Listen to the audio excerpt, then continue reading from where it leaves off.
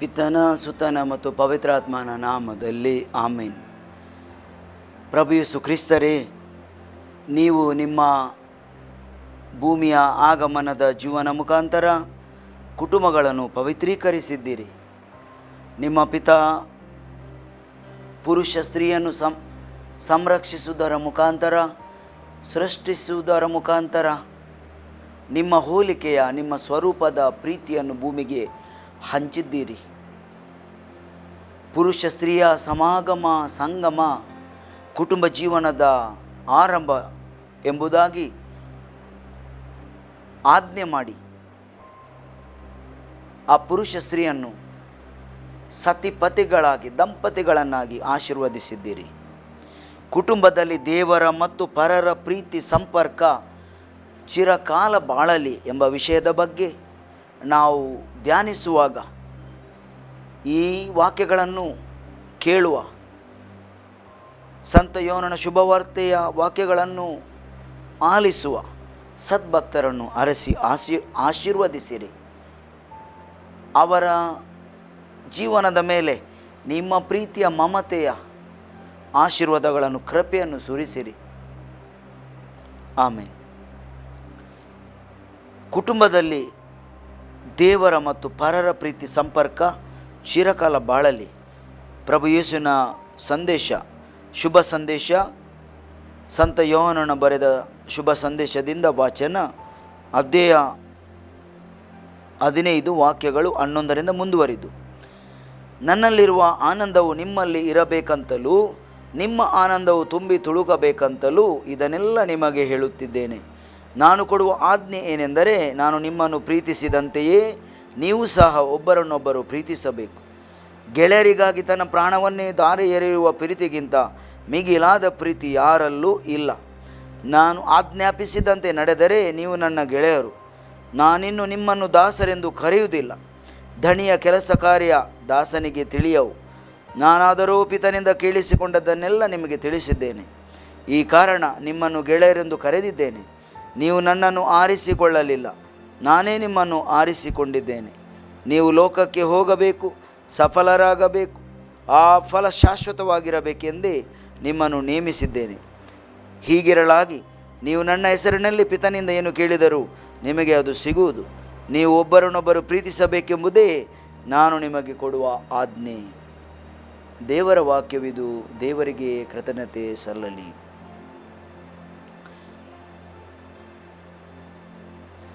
ಕುಟುಂಬದಲ್ಲಿ ದೇವರ ಮತ್ತು ಪರರ ಪ್ರೀತಿ ಸಂಪರ್ಕ ಚಿರಕಾಲ ಬಾಳಲಿ. ಪ್ರೀತಿಯು ಚಿರಕಾಲ ಬಾಳುವುದು. ಪ್ರೀತಿಯು ಚಿರಕಾಲ ಬಾಳುವುದು. ಪ್ರಿಯರೇ, ಜಗತ್ತಿನಲ್ಲಿರುವ ವಸ್ತುಗಳಲ್ಲಿ ಕೆಲವು ನಿತ್ಯ, ಕೆಲವು ಮಿಥ್ಯ. ಯಾವುದೆಲ್ಲ ವಸ್ತುಗಳು, ನಮ್ಮ ಭೂಮಿಯಲ್ಲಿ ಸಿಗುವ ವಸ್ತುಗಳಲ್ಲಿ ಯಾವುದೆಲ್ಲ ವಸ್ತುಗಳು ನಿತ್ಯ, ಕೆಲವು ಮಿಥ್ಯ. ಸೂರ್ಯನ ಬೆಳಕು, ಸಮುದ್ರದ ನೀರು, ಭೂಮಿ, ಗಾಳಿ, ಲಕ್ಷಾಂತರ ವರ್ಷಗಳಿಂದ ಇದ್ದ ಈ ವಾಸ್ತವಿಕ ವಿಷಯಗಳು, ವಸ್ತುಗಳು, ಪಂಚಭೂತ ಅಂತ ನಾವು ಹೇಳ್ತೇವೆ. ಗಾಳಿ, ಭೂಮಿ, ನೀರು, ವಾಯು, ಇವೆಲ್ಲವೂ, ಸೂರ್ಯನ ಬೆಳಕು, ಇವೆಲ್ಲವೂ ನಿತ್ಯ. ಯಾವ ವಸ್ತುಗಳು ಮಿಥ್ಯ ಪ್ರಿಯರೇ? ಮನುಷ್ಯ ಜೀವನ ಮಿಥ್ಯ. ಅದು ಅನಂತ, ಚಿರಕಾಲ, ನಿತ್ಯ ಬಾಳುವ ವಿಷಯ ಅಲ್ಲ. ಅದು ಮಿಥ್ಯ. ಮಾನವ ಜೀವನ ಮಿಥ್ಯ. ಕೆಲವು ವರ್ಷ. ಪುರಾತನ ನಾಗರಿಕತೆ ಮಿಥ್ಯ. ರಾಜಾಧಿಪತ್ಯ ಮಿಥ್ಯ. ಅದು ಸಾವಿರಾರು ವರ್ಷಗಳವರೆಗೆ ಇರುವ ವಿಷಯವಲ್ಲ. ಮನುಷ್ಯ ಜೀವನ ನೀರಿನ ಬುಗ್ಗೆ ಅಂತ ಹೇಳ್ತಾರೆ, ನೀರಿನ ಮೇಲಿರುವ ಗುಳ್ಳೆ ಅಂತ. ಅದಕ್ಕೆ ಸಹಸ್ರಾರು ವರ್ಷಗಳಿಲ್ಲ. ಯಾವಾಗ ಮನುಷ್ಯನ ಅಂತ್ಯ ಆಗ್ತದೆ ಅಂದರೆ ಯಾರಿಗೂ ಗೊತ್ತಾಗುವುದಿಲ್ಲ. ಈ ಎಲ್ಲ ವಿಷಯಗಳ ಪೈಕಿ ಪ್ರಿಯರಿ, ಪ್ರೀತಿ, ಭರವಸೆ, ವಿಶ್ವಾಸ ನಿತ್ಯ ಆಗಿದೆ. ನಾನು ತಿಳಿಸಿದ ಹಲವು ವಿಷಯಗಳ ಪೈಕಿ ಪ್ರೀತಿ, ಭರವಸೆ, ವಿಶ್ವಾಸ ಇವುಗಳು ನಿತ್ಯ ಆಗಿವೆ. ಅದು ಮಿಥ್ಯ ಅಲ್ಲ. ಕೆಲವು ದಿನ, ಕೆಲವು ವರ್ಷ ಅಲ್ಲ. ಅವುಗಳಲ್ಲಿಯೂ ಪ್ರೀತಿ, ನಿಸ್ವಾರ್ಥ ಪ್ರೀತಿ, ದೇವರ ಪ್ರೀತಿ ಅನಂತ. ನಿತ್ಯ ಬಾಳುವಂಥದ್ದು ಎಂದು ಸಂತ ಪೌಲ ಕೊರಿಂಥ್ಯರಿಗೆ ಬರೆದ ಪತ್ರದಲ್ಲಿ ತಿಳಿಸುತ್ತಾರೆ. ಅವರು ಹೀಗೆನ್ನುತ್ತಾರೆ, ಅಳಿದು ಹೋಗುವುದು ಭವಿಷ್ಯವಾಣಿ, ಗತಿಸಿ ಹೋಗುವುದು ಬಹುಭಾಷಾ ಶಕ್ತಿ, ಹೋಗು ನಶಿಸಿ ಜ್ಞಾನ ಬುದ್ಧಿ, ಆದರೆ ಅಮರವಾದುದು ಪರಮ ಪ್ರೀತಿ. ಜಗತ್ತಿನಲ್ಲಿ ನೆಲೆಯಾಗಿ ನಿಲ್ಲುವುದು ನಂಬಿಕೆ, ನಿರೀಕ್ಷೆ, ಪ್ರೀತಿ. ಈ ಮೂರರಲ್ಲಿ ಪ್ರೀತಿಯೇ ಪರಮೋನ್ನತ. ಎಂಥ ಮಾತುಗಳು ಪ್ರಿಯರೇ! ಜಗತ್ತಿನಲ್ಲಿ ನೆಲೆಯಾಗಿ ನಿಲ್ಲುವುದು ನಂಬಿಕೆ, ನಿರೀಕ್ಷೆ, ಪ್ರೀತಿ. ಈ ಮೂರರಲ್ಲಿ ಪ್ರೀತಿಯೇ ಪರಮೋನ್ನತ, ಪ್ರೀತಿಯೇ ಅನಂತ. ನಿತ್ಯ ಬಾಳುವ ಇಹ ಪರಲೋಕದಲ್ಲಿ ಬಾಳುವ ಪ್ರೀತಿ ಯಾವುದು ಪ್ರಿಯರೇ? ಇಹ ಮತ್ತು ಪರಲೋಕದಲ್ಲಿ ನಿತ್ಯವಾಗಿ ಬಾಳುವ ಪ್ರೀತಿ ಅದು ಯಾವುದು? ಯಾವ ರೀತಿಯ ಪ್ರೀತಿ, ಯಾವ ರೀತಿಯ ಮಮತೆ, ಯಾವ ರೀತಿಯ ಸ್ನೇಹ? ಅದು ಅಮರವಾಗಿ ಬಾಳುವ ಪ್ರೀತಿ ಇದ್ದರೆ ಅದು ದೇವರ ಪ್ರೀತಿ, ಅದು ದೇವರ ಪ್ರೀತಿ. ಸಂತ ಲೂಕನು ಬರೆದ ಶುಭ ಸಂದೇಶದಲ್ಲಿ 15ನೇ ಅಧ್ಯಾಯದಲ್ಲಿ ನಾವು ನೋಡುತ್ತೇವೆ ದೇವರ ಪ್ರೀತಿಯ ಒಂದು ವರ್ಣನೆ, ದೇವರ ಪ್ರೀತಿಯ ಶಕ್ತಿ ಏನಂತ, ದೇವರ ಪ್ರೀತಿಯ ಮಹಿಮೆಯನ್ನು ನಾವು ಸಂತ ಲೂಕನ 15ನೇ ಅಧ್ಯಾಯದಲ್ಲಿ ದುಂದುಗಾರ ಮಗನ ಸಾಮರ್ಥ್ಯದಲ್ಲಿ ಕಾಣುತ್ತೇವೆ. ತಪ್ಪು ಮಾಡಿದವನನ್ನು, ನೋಯಿಸಿದವನನ್ನು ಕ್ಷಮಿಸುವ ಪರಿವಿಶಿಷ್ಟ. ದುಂದುಗರ ಮಗ ಕಿರಿಯವ. ಯಹೂದ್ಯ ಸಂಸ್ಕೃತಿಯಲ್ಲಿ ಕುಟುಂಬ ಪಾಲುಗಾರಿಕೆಯಲ್ಲಿ ಜ್ಯೇಷ್ಠ ಪುತ್ರನಿಗೆ, ಹಿರಿಯನಿಗೆ ಪಾಲು, ಕಿರಿಯನಿಗೆ ಅಲ್ಲ. ಆದರೆ ಇಲ್ಲಿ ಆ ತಂದೆ ಕಿರಿಯನಿಗೆ ಪಾಲು ಕೊಡುವುದು ಮಾತ್ರವಲ್ಲ, ಆ ದುಂದುಗಾರಿಕೆಯಿಂದ ಸರ್ವನಾಶ ಮಾಡಿ, ಸರ್ವ ಸಂಪತ್ತನ್ನು ದುಂದು ವೆಚ್ಚದಲ್ಲಿ ನಿರ್ನಾಮ ಮಾಡಿ ತಂದೆಗೆ ನೋಯಿಸಿದ ರೀತಿ ಎಷ್ಟೋ ಕ್ರೂರ ಅಥವಾ ಎಷ್ಟೋ ವಿಭಿನ್ನ. ಆದರೆ ಆ ತಂದೆಯ ಮಗನನ್ನು ಪ್ರೀತಿ ಮಾಡುವ ರೀತಿ, ಮಗ ದೂರದಿಂದ ಬರುವುದನ್ನು ಕಾಣುವಾಗ ಮುದಿ ತಂದೆ ಓಡೋಡಿ ಹೋಗಿ ಆ ಮಗನನ್ನು ಅಪ್ಪಿ ಮುತ್ತು ಕೊಡುವುದು. ಓಡೋಡಿ ಹೋಗುವುದು, ಓಡುವುದು ಮತ್ತು ಮುತ್ತು ಕೊಡುವುದು, ಎರಡು ಶಬ್ದಗಳು ಪ್ರಿಯರೇ ಸಾಧಾರಣ ಒಬ್ಬ ವ್ಯಕ್ತಿಯ ಪ್ರೀತಿ ಮಾಡುವ ಜೀವನ ಶೈಲಿಯಲ್ಲಿ ಬರುವುದಿಲ್ಲ. ಈ ಬೈಬಲ್ನ ಮೂಲಭೂತ ಭಾಷೆಯಲ್ಲಿ ಓಡುವುದಂದರೆ ಸಾಧಾರಣ ಅಥ್ಲೀಟ್ಗಳು ಈ ಸ್ಪರ್ಧೆಯಲ್ಲಿ ಓಡ್ತಾರೆ ಅಲ್ಲ, ಆ ವೇಗದಲ್ಲಿ ಓಡುವುದು. ಒಬ್ಬ ಮುದಿ ತಂದೆ, ಪ್ರಾಯದ ತಂದೆ ಆ ರೀತಿಯಲ್ಲಿ ಓಡುವುದಂದರೆ ಎಷ್ಟು ಪ್ರೀತಿಯ ಒಂದು ಬಾಯಾರಿಕೆ, ಎಷ್ಟು ಪ್ರೀತಿಯ ಒಂದು ಶಕ್ತಿ, ಸೆಳೆತ ಆ ತಂದೆಗೆ ಮಗನಲ್ಲಿ ಉಂಟಂತ ನಮಗೆ ಗೊತ್ತಾಗುತ್ತದೆ. ಪ್ರಾಯ ಆದವರಿಗೆ ಅಷ್ಟು ಓಡಲಿಕ್ಕೆ ಆಗೋದಿಲ್ಲ. ಆದರೆ ಈ ತಂದೆ ತಪ್ಪು ಮಾಡಿದ ಮಗನನ್ನು ನೋಡಿ ಓಡೋಡಿ ಹೋಗಿ ಮುತ್ತು ಕೊಡುತ್ತಾ, ಅಪ್ಪುತ್ತಾ ಕ್ಷಮೆ ನೀಡುತ್ತಾರೆ. ಅಪ್ಪಿಕೊಳ್ಳುವ ಈ ಶಬ್ದ ಮೂಲಭೂತ ಭಾಷೆಯಲ್ಲಿ ವರ್ಣನೆ ಮಾಡಿದ್ದಾರೆ. ಹೇಗೆಂದರೆ, ಒಂದು ತಾಯಿ ತನ್ನ ಮುದ್ದಿನ ಮಗುವನ್ನು ಸ್ನಾನ ಮಾಡಿದ ನಂತರ ಅಪ್ಪಿಕೊಳ್ಳುವ ರೀತಿ, ಪದೇ ಪದೇ ಅಪ್ಪಿಕೊಳ್ಳುವುದು, ಮುತ್ತು ಕೊಡುವುದು, ಆ ಒಂದು ಕೆಲಸಕ್ಕೆ ಹೋಲಿಸಿದೆ. ಅಂದರೆ ನಮ್ಮ ದೇವರು ನಮ್ಮನ್ನು ಎಷ್ಟು ಪ್ರೀತಿಸುತ್ತಾರೆ ಅಂತ ನಮಗೆ ತಿಳಿಯುತ್ತದೆ. ಪವಿತ್ರಾತ್ಮರ ಬಲದಿಂದ ಕುಟುಂಬ ಸಂಬಂಧದ ಬೇರುಗಳು ಆಳವಾಗಿ ಫಲ ನೀಡುತ್ತವೆ. ಪವಿತ್ರಾತ್ಮರ ಬಲದಿಂದ ಕುಟುಂಬದ ಸಂಬಂಧದ ಬೇರುಗಳು ಆಳವಾಗಿ ಫಲ ನೀಡುತ್ತವೆ. ಪ್ರೇಷಿತ ಕಾರ್ಯಕಲಾಪಗಳು ಅಧ್ಯಾಯ 2 ವಾಕ್ಯ 43 ಭಕ್ತರ ಸಭಾ ಜೀವನದ ಬಗ್ಗೆ ನಾವು ಕೇಳುತ್ತೇವೆ. ಭಕ್ತ ವಿಶ್ವಾಸಿಗಳೆಲ್ಲರೂ ಅನ್ಯೋನ್ಯವಾಗಿ ಬಾಳುತ್ತಿದ್ದರು, ತಮ್ಮಲ್ಲಿ ಇದ್ದುದನ್ನು ಹಂಚಿಕೊಳ್ಳುತ್ತಿದ್ದರು. ತಮ್ಮ ತಮ್ಮ ಆಸ್ತಿಪಾಸ್ತಿಯನ್ನು ಮಾರಿ ಬಂದ ಹಣದಲ್ಲಿ ಅವರವರ ಅವಶ್ಯಕತೆಗೆ ತಕ್ಕಂತೆ ಎಲ್ಲರಿಗೂ ಹಂಚುತ್ತಿದ್ದರು. ಇದು ನಮ್ಮ ಪವಿತ್ರ ಸಭೆಯ ಆರಂಭದ ಜೀವನ. ಎಂಥ ಸಮಾನತೆ, ಸರ್ವ ಪಾಲು ಸಮಬಾಳು. ಪವಿತ್ರಾತ್ಮರ ಬಲದಿಂದ ಆ ಸಂಪರ್ಕ, ಆ ಕುಟುಂಬದ ಸಂಬಂಧ, ಆ ಸಮುದಾಯವೇ ಒಂದು ಕುಟುಂಬವಾಗಿ ಅನ್ಯೋನ್ಯವಾಗಿ ಹತ್ತಿರದ ಸಂಪರ್ಕದಲ್ಲಿ ಸಂಬಂಧದಲ್ಲಿ ಜೀವಿಸಲಿಕ್ಕೆ ಶಕ್ತಿ ಪ್ರಿಯರೇ ಆ ಪವಿತ್ರಾತ್ಮನ ಶಕ್ತಿಯಿಂದ ಕುಟುಂಬ ಸಂಬಂಧದ ಬೇರುಗಳು ಆಳವಾಗಿ ಹೋಗುತ್ತವೆ. ಭಕ್ತರ ಸಭಾ ಜೀವನ, ಸಮುದಾಯ ಜೀವನ ಪವಿತ್ರಾತ್ಮರ ಪ್ರೇರಣೆಯಿಂದ ಫಲಪ್ರದ ಆಗುತ್ತದೆ. ಅಂದರೆ ಕುಟುಂಬ ಜೀವನದಲ್ಲಿ ಪವಿತ್ರಾತ್ಮರ ಪ್ರೇರಣೆಯಿಂದ ಎಷ್ಟರ ಮಟ್ಟಿಗೆ ಜೀವನ ಫಲಪ್ರದವಾಗಬಲ್ಲದು ಎಂಬುದಾಗಿ ನಾವು ಅರಿಯಬೇಕು. ಪವಿತ್ರಾತ್ಮರ ಬಲ, ಶಕ್ತಿ, ಪವರ್, ಎನರ್ಜಿ, ಇದರ ಬಗ್ಗೆ ನಾವು ಕೇಳಿದ್ದೇವೆ. ಎಷ್ಟೇ ದೊಡ್ಡ ವಸ್ತುಗಳು ಇರಬಹುದು, ಅದನ್ನು ಎತ್ತಲು ಇನ್ನೊಂದು ಅದಕ್ಕಿಂತ ಸಾಮರ್ಥ್ಯವುಳ್ಳ ಯಂತ್ರ ಉಂಟು. ಹೆಚ್ಚು ಸಾಮರ್ಥ್ಯವುಳ್ಳ ಯಂತ್ರಗಳಿವೆ. ಎಷ್ಟು ಗಟ್ಟಿಯಾದ ವಸ್ತುಗಳು ಇರಬಹುದು, ಅದನ್ನು ತುಂಡರಿಸುವ ಸಾಧನಗಳಿವೆ. ಹಾಗೆಯೇ ಎಲ್ಲಕ್ಕಿಂತ ಮಿಗಿಲಾಗಿ ಬಲಶಾಲಿಯಾದ ಶಕ್ತಿಶಾಲಿಯಾದ ಪವಿತ್ರಾತ್ಮ ಇದ್ದಾರೆ. ಅವರ ಬಲದ ಬಗ್ಗೆ ದಾನಿಯೇಲನ ಗ್ರಂಥದಲ್ಲಿ ನಾವು ಓದುತ್ತೇವೆ. ದಾನಿಯೇಲನಿಗೆ ರಾಜಕೀಯ ದ್ವೇಷದ ಫಲದಿಂದ ಒದಗಿ ಬಂದ ಕಷ್ಟಗಳಿಗೆ ಪವಿತ್ರಾತ್ಮ ಯಾವ ರೀತಿಯಲ್ಲಿ ಸ್ಪಂದಿಸುತ್ತಾರೆ, ಪವಿತ್ರಾತ್ಮ ಎಷ್ಟು ಬಲಶಾಲಿ ಎಂಬುದರ ಬಗ್ಗೆ ನಾವು ದಾನಿಯೇಲನ ಗ್ರಂಥದಲ್ಲಿ ಅರಿಯುತ್ತೇವೆ. ರಾಜ ದಾರ್ಯಮೇಶನು ದಾನಿಯೇಲನನ್ನು ಮಿಕ್ಕ ಎಲ್ಲ ಮುಖ್ಯಾಧಿಕಾರಿ ಪ್ರಾಂತ್ಯಾಧಿಕಾರಿಗಿಂತಲೂ ಹೆಚ್ಚು ಪ್ರೀತಿಸುತ್ತಿದ್ದನು ಮತ್ತು ರಾಜ್ಯದ ಪೂರ್ಣ ಮೇಲಾಧಿಕಾರ ದಾನಿಯೇಲನಿಗೆ ವಹಿಸಲು ತೀರ್ಮಾನಿಸಿದ್ದನು. ಒಬ್ಬ ರಾಜ ತನ್ನ ಸಾಮ್ರಾಜ್ಯದ ಎಲ್ಲ ಆಧಿಪತ್ಯವನ್ನು ಬೇರೆ ಬೇರೆ ಅಧಿಕಾರಿಗಳಿಗೆ ಹಂಚುವಾಗ ಆ ಅಧಿಕಾರದ ಹೆಚ್ಚು ಪಾಲನ್ನು ದಾನಿಯೇಲನಿಗೆ ಕೊಡಬೇಕು ಎಂಬುದಾಗಿ ರಾಜನು ತೀರ್ಮಾನಿಸುತ್ತಾನೆ. ಮತ್ತು ಆ ದಾನಿಯೇಲನ ಹತ್ರ ರಾಜನಿಗೆ ಅತಿ ಹೆಚ್ಚು ಪ್ರೀತಿ ಇರುತ್ತದೆ.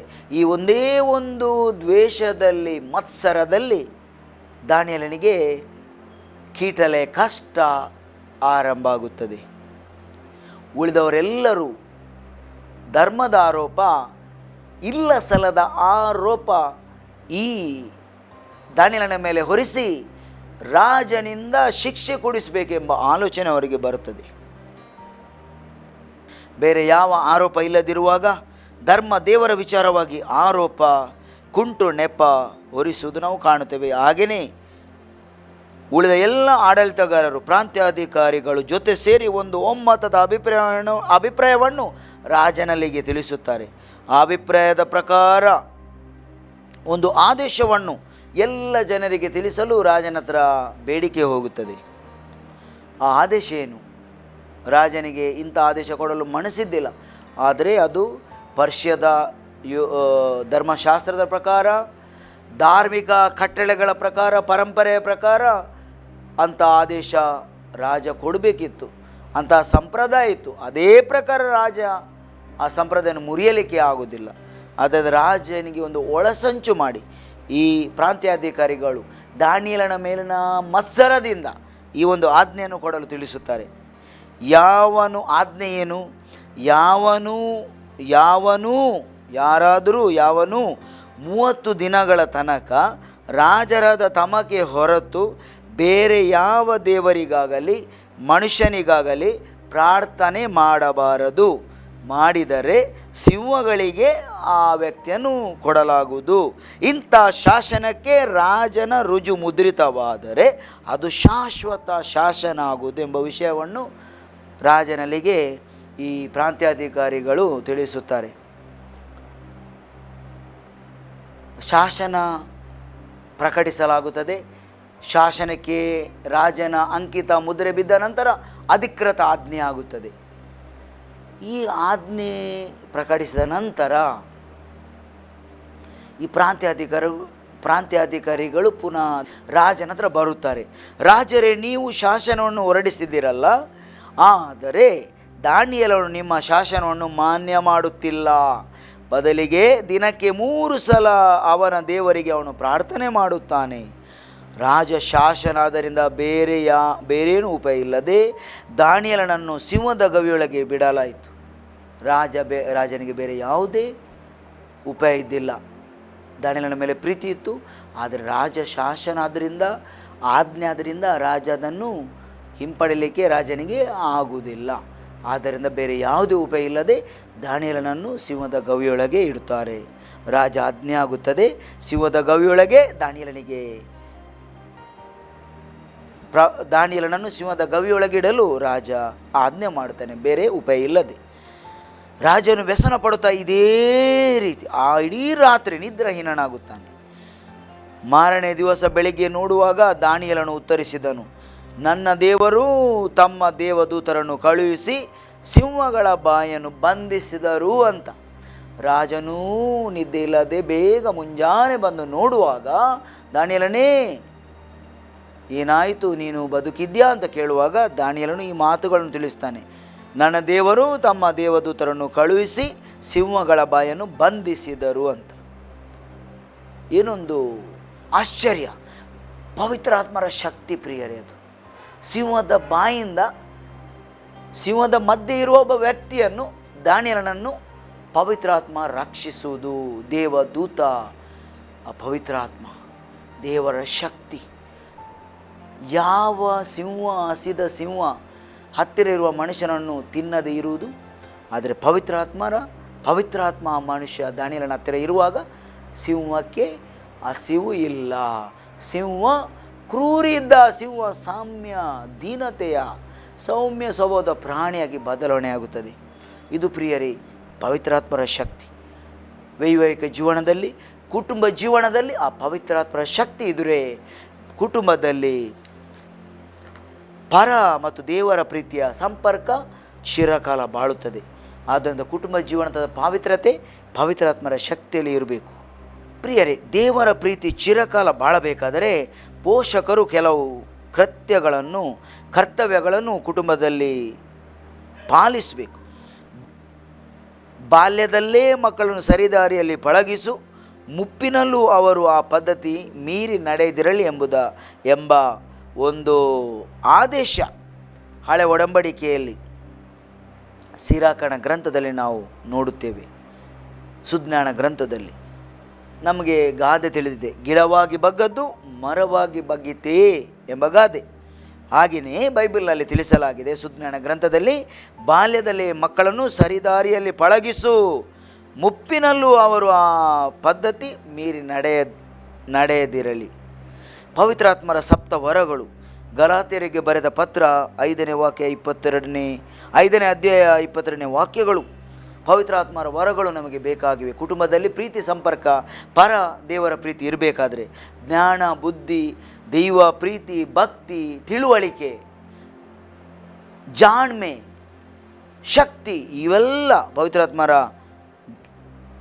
ಕೊಡುಗೆಗಳು ನಮಗೆ ಬೇಕಾಗಿವೆ. ಧರ್ಮೋಪದೇಶ ಕಾಂಡ 6ನೇ ಅಧ್ಯಾಯ ವಾಕ್ಯ 4, ಇಸ್ರಾಯೇಲ್ ಜನಾಂಗವೇ ಕೇಳು, ನಿನ್ನ ದೇವರಾದ ಸರ್ವೇಶ್ವರ ಸ್ವಾಮಿ ಒಬ್ಬರೆಂಬುದನ್ನು ನಿನ್ನು ಅರಿಯು, ಪೂರ್ಣ ಮನಸ್ಸಿನಿಂದ, ಹೃದಯದಿಂದ, ಶಕ್ತಿಯಿಂದ ನಿನ್ನ ದೇವರಾದ ಸರ್ವೇಶ್ವರನನ್ನು ಪ್ರೀತಿಸು. ಈ ಆಜ್ಞೆ ನಾವು ಪಾಲಿಸಿದರೆ ನಮ್ಮ ಕುಟುಂಬ ಜೀವನ ಪರಪ್ರೀತಿಯ ಸ್ವಪ್ರೀತಿಯ ಜೀವನ ಆಗಿ ಮಾರ್ಪಾಡುಗೊಳ್ಳುತ್ತದೆ. ಇವೆಲ್ಲದಕ್ಕೆ ಬೇಕಾಗಿದೆ ಪವಿತ್ರಾತ್ಮರ ಶಕ್ತಿ. ಆದ್ದರಿಂದ ಕುಟುಂಬದಲ್ಲಿ ದೇವರ ಮತ್ತು ಪರಪ್ರೀತಿಯ ಸಂಪರ್ಕ ಚಿರಕಾಲ ಬಾಳಬೇಕಾದರೆ ಪವಿತ್ರಾತ್ಮ ಆ ಕುಟುಂಬದಲ್ಲಿ ಬಾಳಬೇಕಾಗುತ್ತದೆ. ಆ ಪವಿತ್ರಾತ್ಮರ ಶಕ್ತಿಯನ್ನು ನಾವು ಆಹ್ವಾನಿಸುವ. ಆಮೇಲೆ